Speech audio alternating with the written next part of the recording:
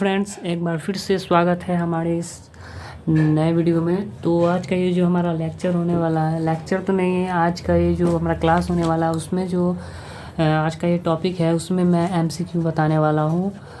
मतलब most VVI कह सकते हैं, वीवीआई एमसीक्यू ऑफ इकोनॉमिक्स का मैं वीवीआई क्वेश्चन आज मैं बताने वाला हूँ।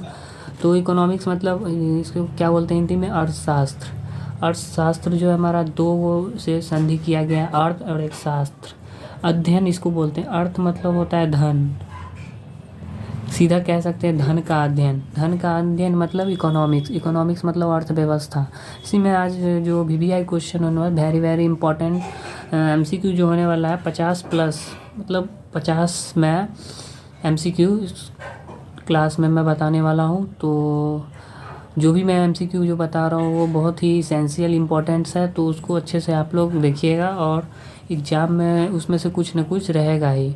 तो सबसे पहले इकोनॉमिक्स हम लोग कहते हैं कि इकोनॉमिक्स होता है वो और धन का अध्ययन के लिए हमारा किया जाता है। तो उसका जो डेफिनेशन होता है, मतलब हिंदी में उसको परिभाषा जो बोलते हैं, तो अर्थशास्त्र जो हमारा सामाजिक विज्ञान का वह शाखा है, मतलब शाखा है सामाजिक विज्ञान का, मतलब जो सामाजिक विज्ञान सोशल साइंस जो होती है हमारी, उसे सामाजिक विज्ञान कहते हैं। वो उसकी क्या ब्रांच है, शाखा है, जिसके अंतर्गत हम लोग क्या करते हैं, वस्तुओं और मतलब वस्तुओं, गुड्स और सेवा मतलब सर्विसेज, गुड्स एंड सर्विसेज के उत्पादन मतलब क्या है, उत्पादन मतलब यहाँ पे है कि जो बनाते हैं, मैन्युफैक्चर करते हैं, तो इसका जो मैन्युफैक्चर करते हैं, विनिमय करते हैं, बेच-बाच करते हैं और उपभोग करते हैं। मतलब उपभोग मतलब क्या, कंज्यूमर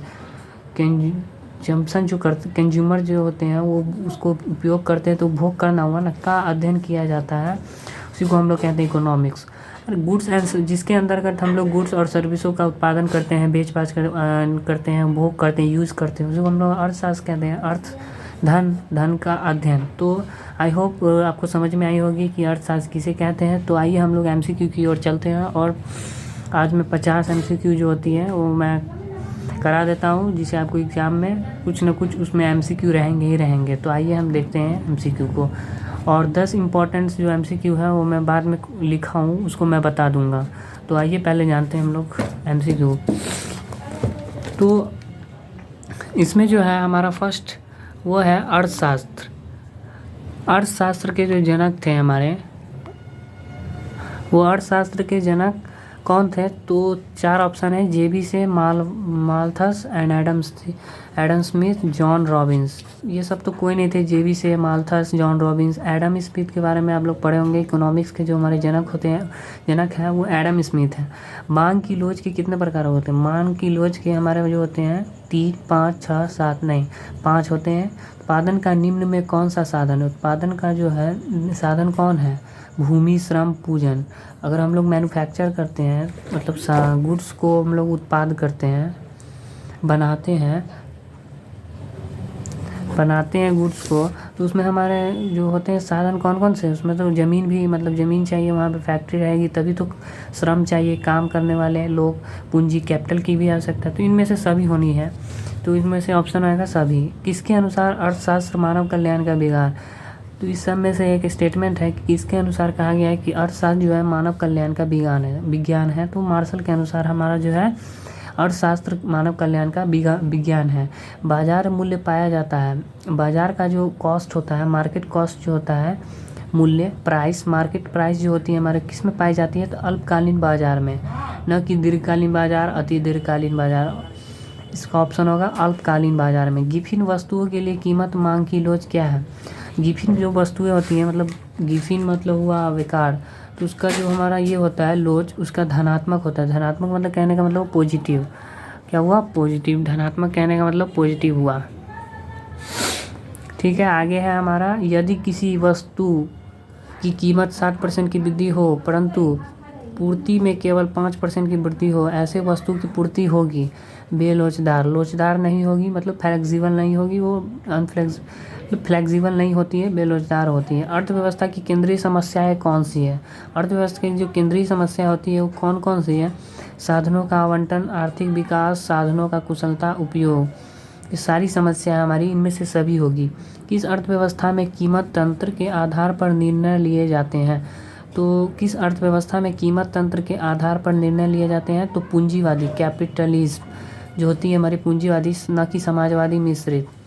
जो चक्र पहले बढ़ती है फिर स्थिर होकर घटना आरंभ कर देती है वो कौन सी चक्र है? तो जहाँ में पूछा जाएगा कि कौन सी चक्र है, तो हमारा टीपीपी है, न कि एपीपी एमपीपी, ये सब नहीं है। वस्तु की उस मात्रा को क्या कहते हैं जिसे विक्रेता निश्चित समय बाजार तथा कीमत पर बेचने के लिए तैयार हो, उसको क्या बोलते हैं? तो पूर्ति। ऐसी वस्तु है जिसका उस मात्रा को कहते हैं कि विक्रेता जो होता है वो निश्चित समय बाजार तथा कीमत पर बेचने के लिए तैयार हो, उसे कहते हैं पूर्ति। Law of demand, demand elasticity, ये सब इकोनॉमिक्स में रहते पढ़े हों। भारत का केंद्रीय बैंक कौन सा है? भारत का केंद्रीय बैंक स्टेट बैंक, जनता बैंक, शेयर बाजार, ये सब नहीं है, रिजर्व बैंक है, रिजर्व बैंक ऑफ इंडिया जो है। निम्न में कौन स्थिर लागत नहीं है? स्थिर लागत कौन नहीं है, मतलब जो हमारा स्टेबल होती है, स्टेबल कॉस्ट कौन नहीं है? बीमे का प्रीमियम, ब्याज, कच्चे माल की लागत जो होती है हमारी स्थिर लागत नहीं है।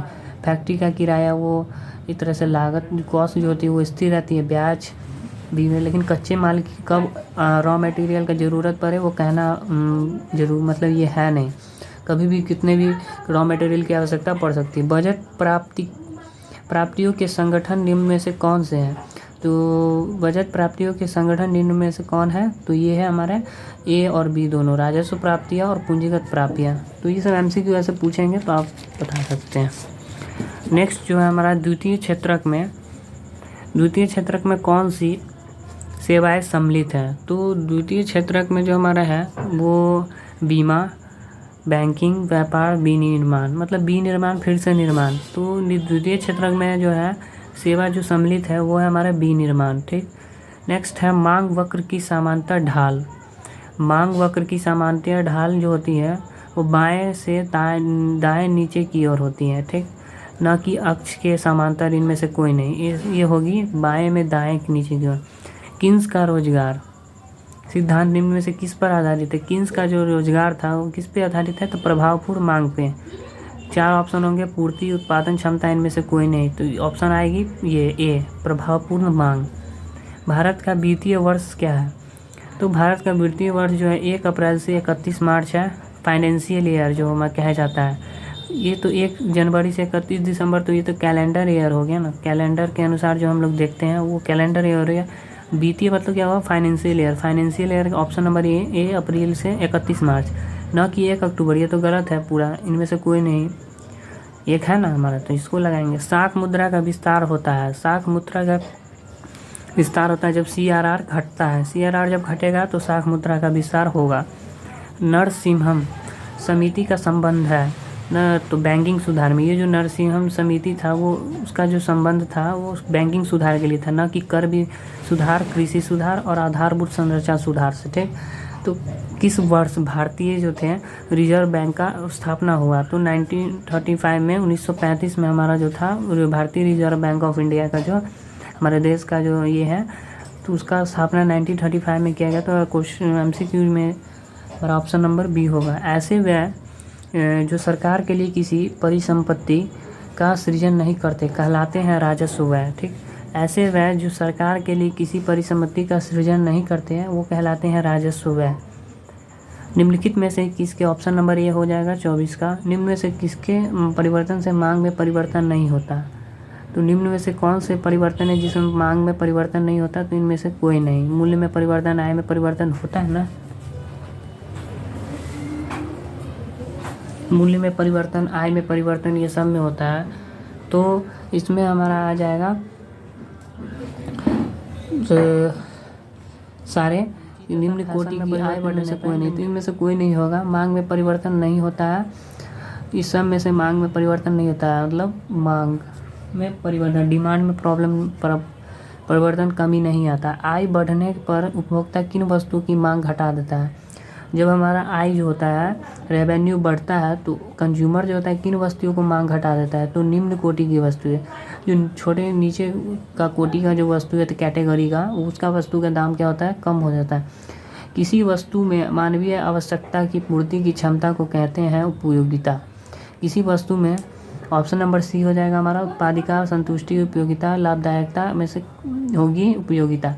उस वक्र का नाम बताइए जो आर्थिक समस्याएं दर्शाता है। तो उत्पादन वक्र जो होता है हमारा वो क्या है, आर्थिक जो हमारी जो होती है फाइनेंशियल आर्थिक अपनी जो समस्या जो होती है आर्थिक वो दर्शाती है, वित्तीय नहीं। उपभोक्ता व्यवहार का अध्ययन किया जाता है सूक्ष्म अर्थशास्त्र में, आय विश्लेषण में, समष्टि अर्थशास्त्र में, उपयोगिता में से कोई नहीं। इसमें आएगी सूक्ष्म अर्थशास्त्र में। उपभोक्ता व्यापार का जो अध्ययन होता है वो सूक्ष्म व्यापार में होता है। व्यष्टि अर्थशास्त्र के अंतर्गत निम्न में किसका अध्ययन किया जाता है, इसमें किया जाता है व्यक्तिगत इकाई का, आर्थिक समय का, राष्ट्रीय आय का, उपभोक्ता में। तो ऑप्शन नंबर ए व्यक्तिगत इकाई। उपभोक्ता को संबंध होता है लाभदायक से, नैतिकता से, मानव आवश्यकता की पूर्ति से, इनमें से सभी। तो सारे का जो होता है उपभोक्ता का संबंध होता है। तो आगे है हमारा विलासिता वस्तु की मांग है। विलासिता जो है वस्तु का मांग कौन सा है, बेरोजगार होती है, अत्यधिक लोचदार होती है, लोचदार होती है, पूर्णतया बेरोजगार। तो ऑप्शन नंबर डी पूर्णतया बेरोजगार होती है। उत्पादन फलन में जो उत्पादन होती है किसका फलन होता है, तो उत्पत्ति के साधनों का, न कि कीमत का, कुल व्यय का, और इनमें से कोई नहीं। मतलब ऑप्शन नंबर बी होगी सही। और कौन सा समय है जिसमें उत्पादन के सभी साधन परिवर्तित किए जा सकते हैं, तो वो है हमारा अल्पकाल। दीर्घकाल में नहीं, अल्पकाल में जो होता है वह समय है जो साधन को जो है उत्पादन के सभी साधन को उसको हम बदल सकते हैं। बैंकिंग लोकपाल योजना जो है घोषणा किस वर्ष की गई थी, तो 1995 में। ये सब सारे जो है मेन MCQ है उसको परीक्षा में आती है। अवसर लागत का वैकल्पिक नाम है अर्थशास्त्र लागत। क्या है, अर्थशास्त्र लागत मतलब आर्थिक लागत, न कि संतुलन मूल्य, औसत लागत और सामान्य लागत। इसका जो होगा आर्थिक लागत होगा। केंद्रीय बैंक साख नियंत्रण करती है इनमें से सभी। कौन कौन, बैंक दर के जरिए, खुले बाजार प्रक्रिया के जरिए, CRR के जरिए। केंद्रीय बैंक जो होती है वो नियंत्रण करती है सब के जरिए। मुद्रा पूर्ति का नियमन कौन करता है, तो reserve bank of India. Keynes के अनुसार विनियोग से अभिप्राय है वास्तविक उपयोग विनय से। बजट की अवधि ऑप्शन नंबर बी हो जाएगा इसका। बजट की अवधि क्या होती है, तो बजट की अवधि वार्षिक होती है, न कि 2 वर्ष होती है, 5 वर्ष होती है, 10 वर्ष होती है। इसकी जो होती है वो वार्षिक होती है। अभी कुछ लोग थोड़ी है इसका जो और भी है मेन वो मैं अभी बता देता हूँ। पहले ये देख लेते हैं, क्वेश्चन पूछे ही जाते हैं। और सूक्ष्म होते हैं, इसको कहते हैं माइक्रो इकोनॉमिक्स, सूक्ष्म अर्थशास्त्र को। तो आर्थिक क्रिया क्या है, तो ये नॉर्मल क्वेश्चन पूछे जाते हैं लॉन्ग टाइप में। ये शॉर्ट टाइम का है, लॉन्ग टाइम में कभी पूछ देता है। सूक्ष्म अर्थशास्त्र से आप क्या समझते हैं, पूंजीवादी अर्थशास्त्र को परिभाषित करिए, घटती हुई सीमांत उपयोगिता का नियम समझाइए, मांग की नियम की विवेचना करिए कि लॉ ऑफ डिमांड क्या है जो मैंने बताया। आय का लॉ ऑफ डिमांड है, जो हमारा डिमांड होगा वो बढ़ जाता है तो हमारा वैल्यू जो होता है उसका इंक्रीज करता है, डिक्रीज करता है, या डिमांड जब बढ़ेगा या घटेगा तब वही डिक्रीज इंक्रीज करता है। आय का चक्रीय प्रवाह समझाइए, राष्ट्रीय आय तथा घरेलू आय में अंतर स्पष्ट करिए, मुद्रा के किन्हीं 2 कार्यों की व्याख्या करिए, व्यापारिक बैंक की परिभाषा दीजिए, केंद्रीय बैंक किस प्रकार व्यापारिक बैंक से भिन्न है इसको बताइए। सब मेन क्वेश्चन था जो बताया है। अभी जो मेन और 10 MCQ है उसको मैं बता देता हूँ। तो यहाँ तक MCQ जो है लोग अच्छे से देख लीजिएगा। जानते हैं जो मेन जो क्वेश्चन MCQ 10 थे वो बता देते हैं इकोनॉमिक्स का। तो हमारा फर्स्ट जो है VBI मोस्ट इम्पॉर्टेंट क्वेश्चन, ये आता ही आता एग्जाम में है तो आप अच्छे से देखो। सबसे पहले माइक्रो शब्द का जो प्रयोग करने वाला था वो कौन थे, तो हमारे जितने भी फिलोसफर थे सबका नाम दिया गया MCQ में। मार्शल थे, ये थे वोल्डिंग थे, केन्स थे, रैगनर थे। तो इसमें रैगनर फ्रीज इसका नाम है, रैगनर फ्रीज कौन थे हमारे, रैगनर फ्रीज जो माइक्रो शब्द का फर्स्ट उपयोग किए थे, रैगनर फ्रीज। नेक्स्ट जो हमारा आता है ब्रिटिश अर्थशास्त्री J.M. किन्स थे फिलोसफर की प्रसिद्ध पुस्तक द जनरल थ्योरी जो पुस्तक थी किस वर्ष प्रकाशित हुई है, तो ऑप्शन नंबर ए है 1926, नेक्स्ट 1936, 1946 और है हमारे 1955। ठीक, तो इसमें हमारे 1936 होंगे। ये जो 1936 थे इसमें ऑप्शन नंबर 2 जो है हमारा बी वो सही होगा। ब्रिटिश अर्थशास्त्री J.M. किन्स की प्रसिद्ध पुस्तक द जनरल थ्योरी किस पर प्रकाशित हुई, तो 1936 में। उपभोक्ता व्यवहार का अध्ययन किया जाता है, उपभोक्ता व्यवहार जो होता है हमारा उसका अध्ययन कब किया जाता है, सूक्ष्म अर्थशास्त्र माइक्रो इकोनॉमिक्स में। इसको इंग्लिश कहते हैं माइक्रो इकोनॉमिक्स। इसका माइक्रो इकोनॉमिक्स का व्यवहार अध्ययन जो होता है उपभोक्ता व्यवहार में किया जाता है। समष्टि अर्थशास्त्र के अंतर्गत निम्न से किसका अध्ययन किया जाता है? तो इसमें उपयुक्त सभी, राष्ट्रीय आय, नेशनल रेवेन्यू, पूर्ण रोजगार, पूरा कुल उत्पादन, फुल मैन्युफैक्चर जो होती है हमारी, सब में सबका जो है समष्टि अर्थशास्त्र के अंदर इसका अध्ययन किया जाता है। ठीक, आइए नेक्स्ट जो 5वां है, निम्न अर्थशास्त्री में से कौन कल्याणवादी विचारधारा के नहीं है? तो विचारधारा के जेबी से, निम्न अर्थशास्त्र में से कल्याणवादी विचारधारा के ये जेबी से नहीं थे। किसने कहा अर्थशास्त्र कभी वास्तविक विज्ञान होता है और कभी आदर्श विज्ञान? किसने कहा था कि जो इकोनॉमिक्स होता है वो हमारा रियल साइंस भी होती है और कभी आइडियल साइंस भी होती है? तो हमारा फ्रैडमैन जो था ये फ्रैडमैन जो थे वो हमें कहे थे कि वो हमारे दोनों होते हैं। अर्थशास्त्र के जनक किसे कहा गया है? तो अर्थशास्त्र के जनक एडम स्मिथ को कहा गया। वो पहले भी एमसीक्यू में था, तो ये पूछता है एडम स्मिथ वाले। किसके अनुसार अर्थशास्त्र मानव कल्याण का विज्ञान है? तो ए मार्शल के अनुसार। क्या है? A Marshall, option number A Marshall के अनुसार मानव कल्याण का विज्ञान है। क्वेश्चन नंबर 9 जो है हमारा, किस अर्थव्यवस्था में कीमत तंत्र के आधार पर निर्णय लिए जाते हैं? तो पूंजीवादी पे कैपिटलाइज, अब इसमें भी एमसीक्यू में भी थी तो ये मेन है। एक समाजवादी अर्थव्यवस्था का मूल उद्देश्य होता है अधिकतम लोक कल्याण। एक समाजवादी अर्थव्यवस्था जो होती है हमारी, उसको क्या समाजवादी है तो जो सोशल वर्क है उसको ज़्यादा मतलब इम्फेसिस देगी। तो सोशल चीज़ों को मतलब हुआ लोक कल्याण। लोक कल्याण का मतलब क्या हुआ? तो लोगों को, गरीब लोगों को कल्याण करना, मदद करना। समाजवादी अर्थव्यवस्था का जो इकोनॉमिक्स, ये जो होती है इकोनॉमिक्स, वो मूल उद्देश्य हमारा क्या होता है? अधिकतम लोग। तो आज आपने देखा कि एमसीक्यू 50 एमसीक्यू जो मेन वीवीआई थे, मोस्ट इम्पॉर्टेंट थे, वो मैंने आज कराया। तो इसे आप देख लोगे अच्छे से, एग्जाम में इसमें से कुछ ना कुछ, मैं 100% कहता हूँ इसमें से न कुछ रहेगा। अगर आपको वीडियो अच्छा लगा हो तो चैनल को सब्सक्राइब कर दीजिएगा एंड लाइक कमेंट। अगर कोई भी क्यूरीज होती है तो आप हमें कमेंट करके पूछ सकते हो। कि तब तक के लिए जय हिंद, जय भारत। मिलते हैं नेक्स्ट वीडियो में।